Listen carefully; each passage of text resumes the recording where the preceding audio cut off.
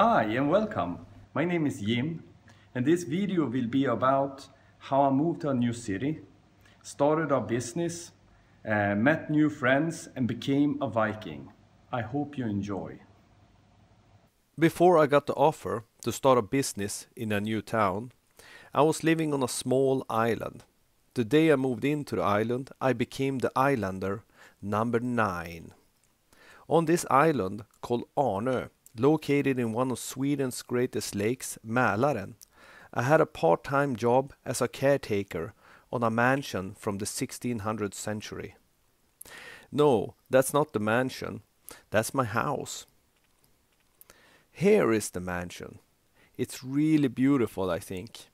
You can believe me when I say that an old mansion really needs a lot of love and care. I had a long list of duties. A few of them was cutting the lawn. And this video only shows a small part of it. The whole lawn took about 8 hours to cut, even though I had a big lawnmower that was more than 4 meters wide. Hey, look, there's my house again. Hello, house. Then I had to keep wild boars from entering the premises and prevent them from killing the lawn. Then I also had to put down new sewer pipes, carpentry work, maintain the facade of the mansion and the surrounding buildings, tree thinning, snow plowing, gardening, apple picking, and more. There was also a pond on the premises. Seaweed has started to grow into it. So one of my duties was to keep the pond clear from the seaweed. To my help I had a tool looking like a rake with razor sharp spikes that I used to pull up all the seaweed manually. But that took me some time. So I got inspired from the old wise Chinese people that have built these amazing ecosystems in their own ponds, using different kinds of fish to keep their ponds clean. So I planted in about 20 grass carps. They're supposed to love to eat the seaweed and a lot of it. So I thought, well, this would work out great. I don't have to worry about the pond or pulling some seaweed from it anymore. But as you can see in the next picture, the fish didn't eat enough. It took me a week to clear the whole pond.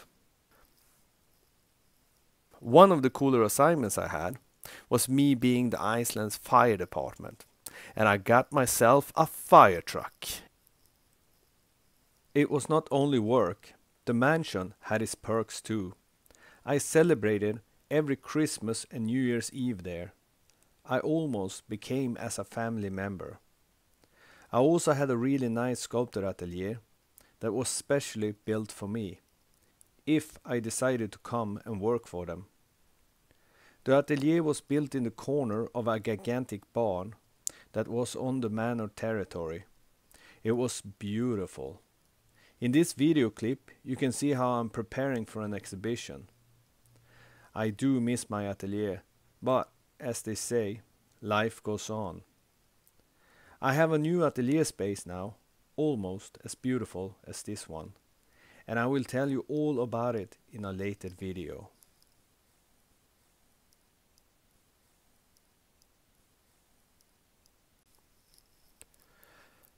The second assignment I had was not on the mansion or on the island at all, but as a teacher for the Luleå University of Technology, located in northern part of Sweden, in the city called Skellefteå. I had about 16 weeks of teaching every year. My main subject was anatomy, sculpture, and drawing. It was mainly students that studied computer graphic designs and prop making that took my courses. My longest course was my anatomy program, where the students build an écrochet skeleton. Écrochet is a French word and it means without skin.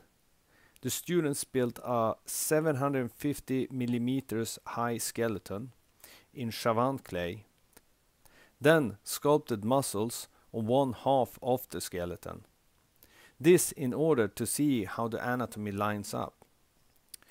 Every student that was interested in realism and wanted to deepen their knowledge about the human body and sculpture took that hardcore crochet course.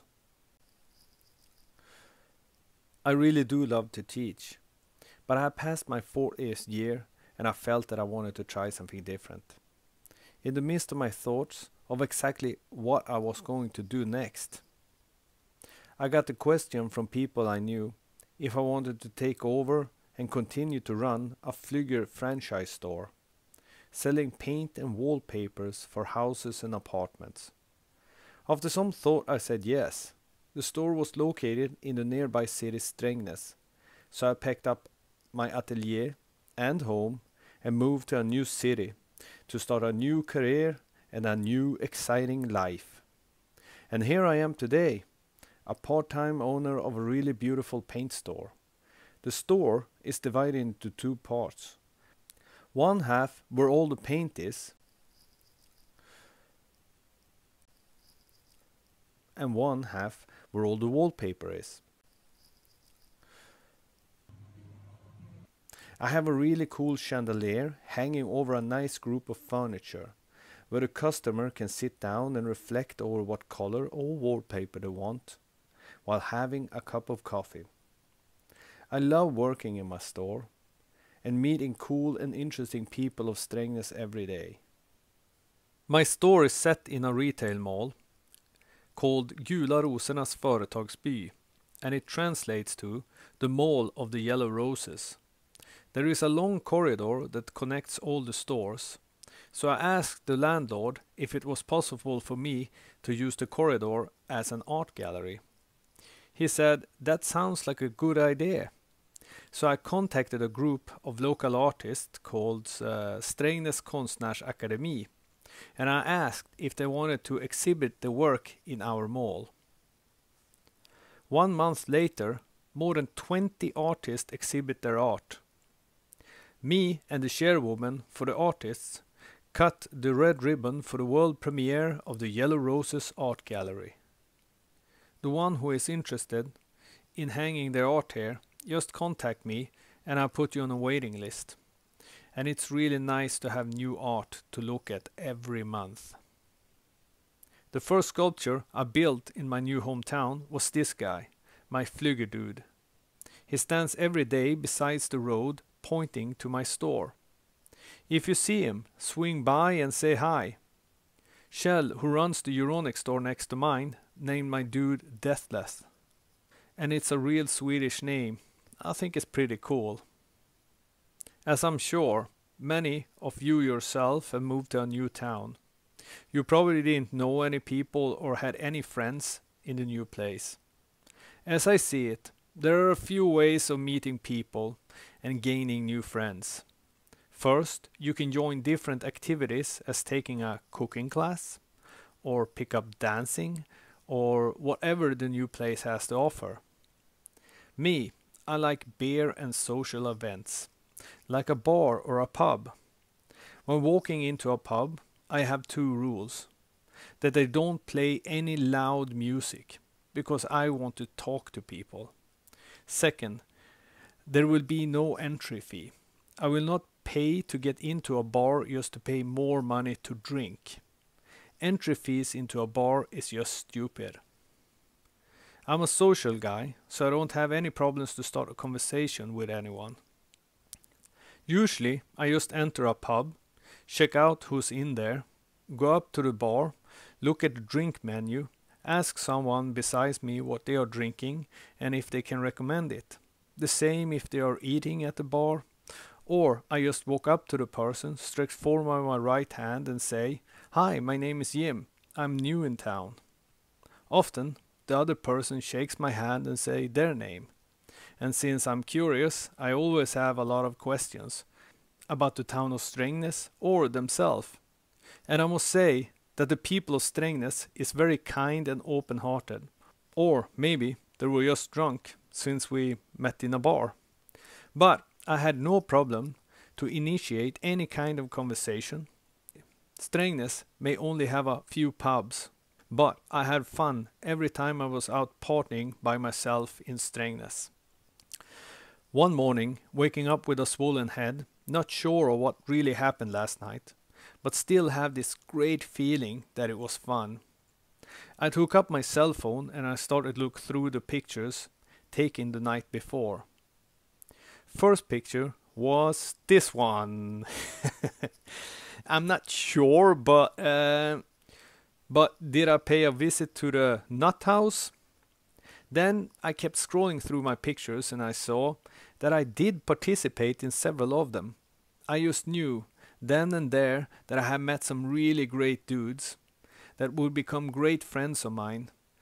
And we have had a lot of fun since those pictures were taken.